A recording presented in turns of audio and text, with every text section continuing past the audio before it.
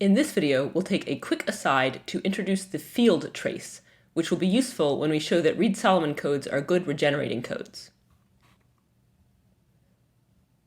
To motivate the definition of the field trace, or at least to motivate how we'll be using it, we're going to need the fact that f2 to the t is a vector space of dimension t over f2. What that means for us is that we can think of an element alpha of f2 to the t as a little vector, which I'll denote by alpha with a little vector sign on it, over f2 of length t. What this squiggly line here means is that the additive structure of f2 to the t is the same as the additive structure of f2 to the t.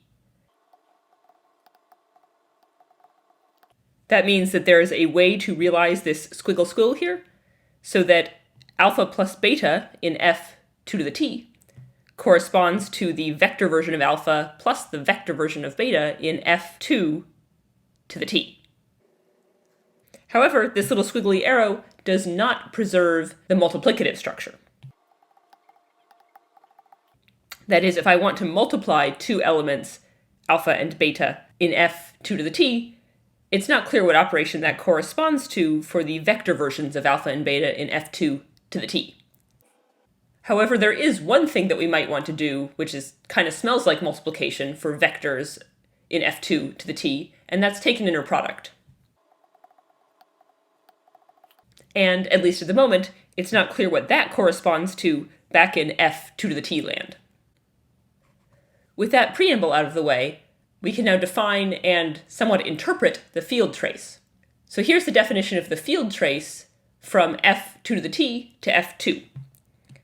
So this is a function which I'm going to denote by tr, which is given by the trace of x is equal to x plus x squared plus x to the fourth plus x to the eighth plus dot dot dot plus x to the 2 to the t minus 1.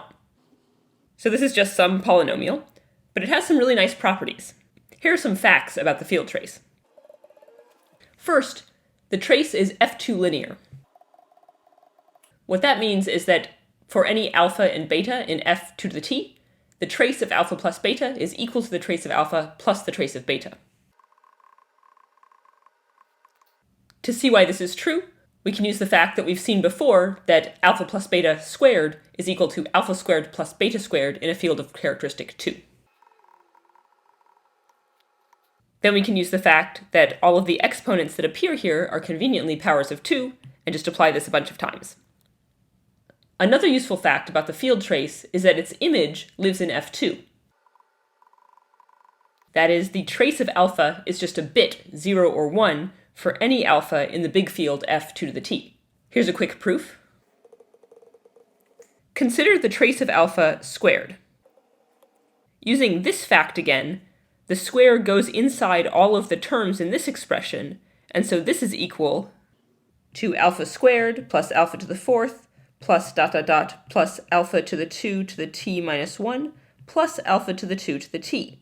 And you might remember that in f2 to the t, anything to the 2 to the t is just equal to itself. So this last alpha to the 2 to the t here just turns into an alpha. And now we just have the trace of alpha again. We've just shifted all of the terms around cyclically. This means that for any alpha, the trace of alpha squared is equal to itself.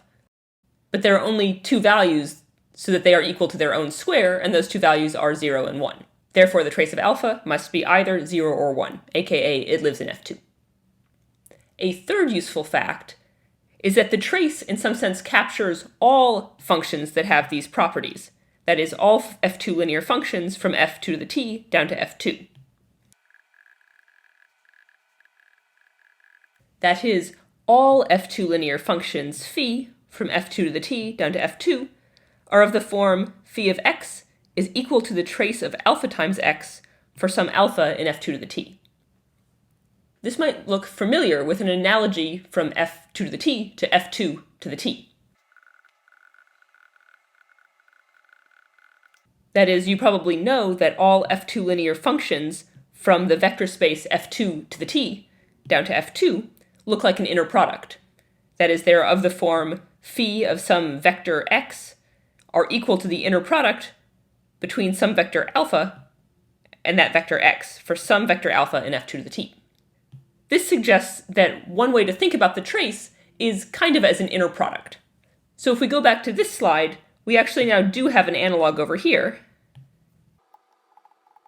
We should think of the inner product between alpha and beta as being essentially the trace of alpha times beta. It turns out that there's actually always a way to pick a basis of f2 to the t, that is, to pick some correspondence between f2 to the t and f2 to the t, so that this squiggly line here is actually an equality. Okay, so that's a quick intro to the field trace. We're going to use the field trace in the next video to view Reed-Solomon codes as regenerating codes, and in particular this view, as kind of a proxy for an inner product of vectors, will be useful to keep in mind.